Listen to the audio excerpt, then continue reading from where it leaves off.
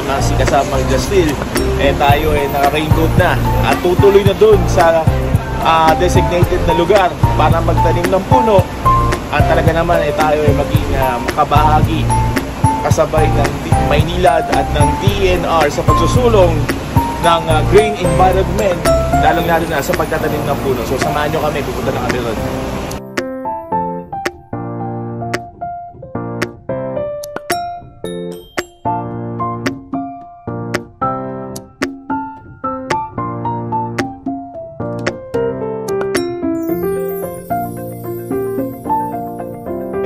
Medyo ito lang, nagsisimula na kami pumalakot doon sa aming pupuntang lugar kasama iba pang mga tropa natin, no?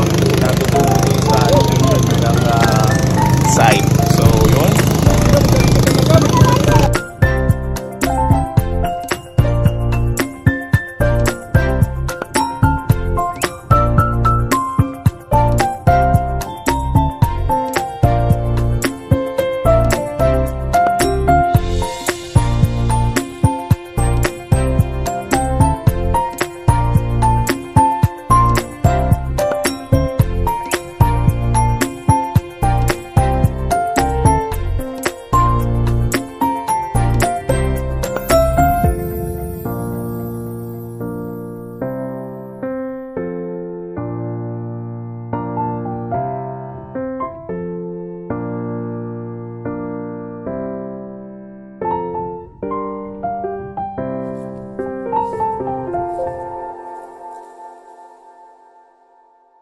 mapapansin na may mga portion dito na medyo mababa na at yung bangka namin yan, o bibigyan nyo po yan,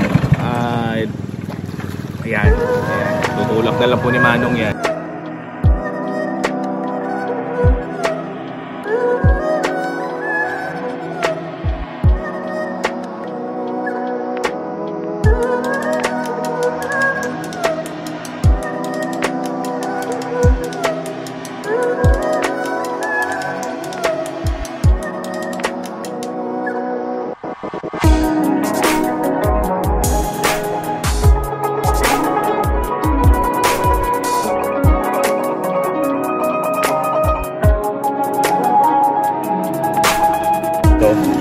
Sumayag po yung bangka, sumayag yung LC.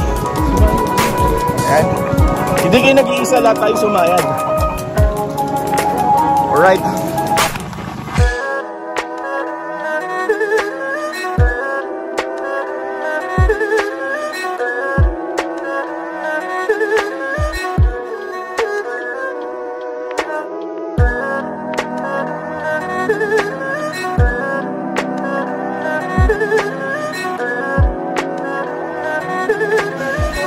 So ito na po kami, naglalakad na patungo dun sa lugar kung saan kami magtatanim, kasabay sa paglalakad sa mga bato-bato na to. Ang ganda ng bato, no?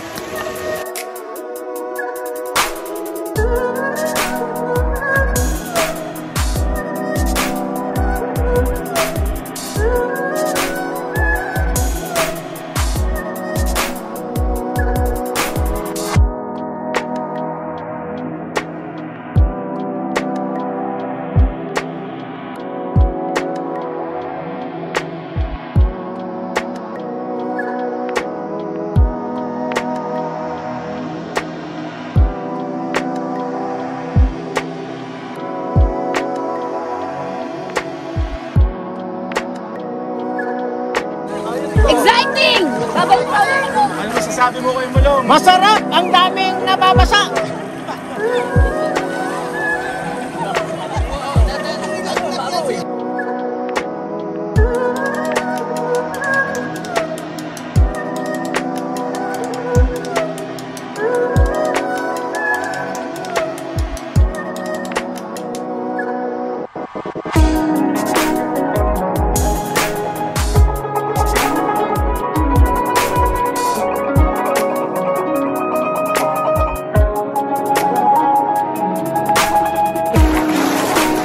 Kita nyo naman, ha? No camera trick po yan. Pao ang mga eksperto na nakagawa na ito. Tumatawid.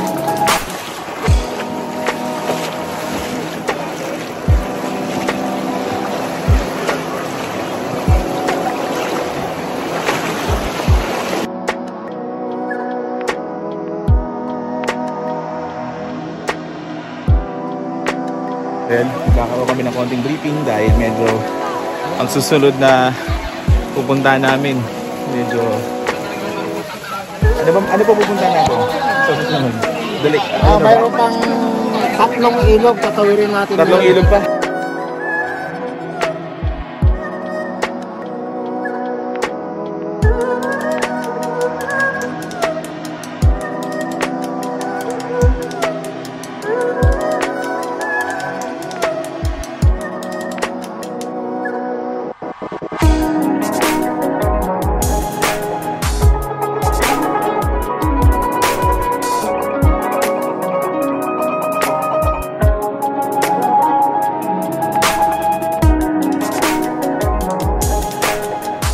Accordingly, 3 ilog pa raw ang aming tatawirin, no?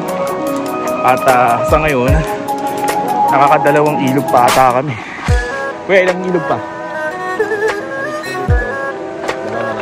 Pagdawid daw dun.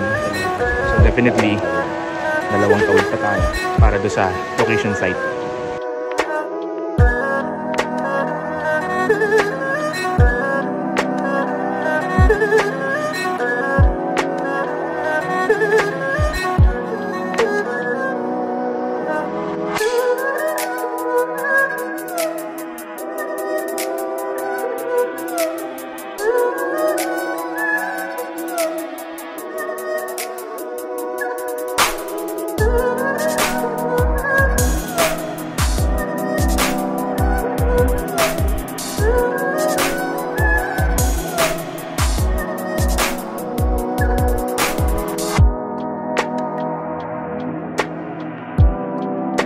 Talagang totally challenging ang ating ginagawa ngayon dito.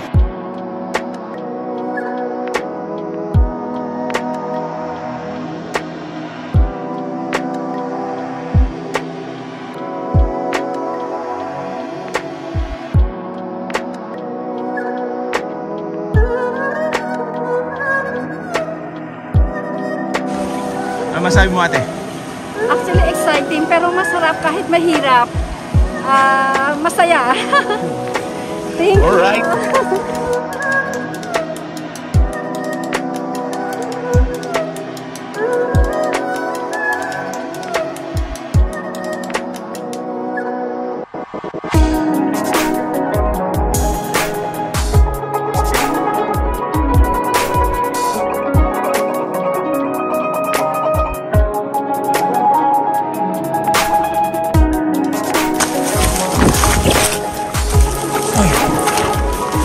Madulas.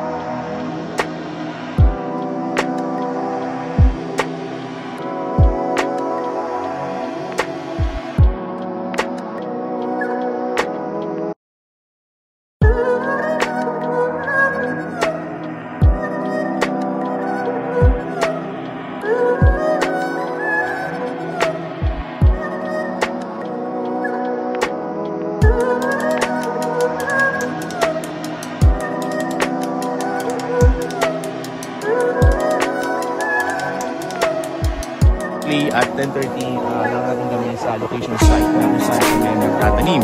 Unfortunately, medyo may kahirapan yung huling aakitin namin dahil dito ay kinakailangan ng bukid. So sa ating mga medyo aged person na or mga senior citizen, hindi na nila pwede kayanin na umakyat dito dahil mahihirapan na bumaba at pililit. So nabuti namin na piliin na lamang for yung mga able pa na umakyat dun para magtanim ng puno kasi medyo tricky na talaga pagbaba dahil medyo madulas na.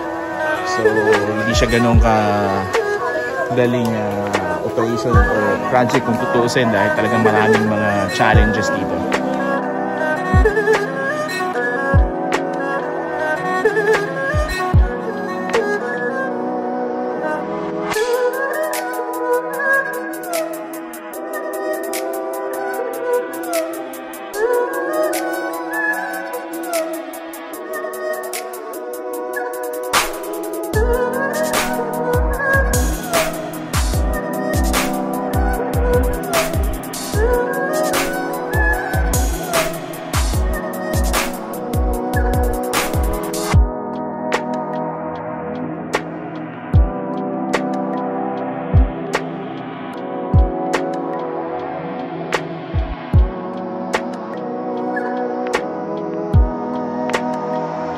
natapos kami sa aming nagawang tree planting. At isa sa mga bagay na mamali mo dito sa Ipodam, itong saging nila, na kapag tatapos ka, medyo sulit yung 30 pesos mo per kilo.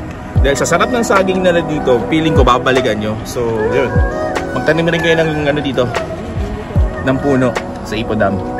Yun lang.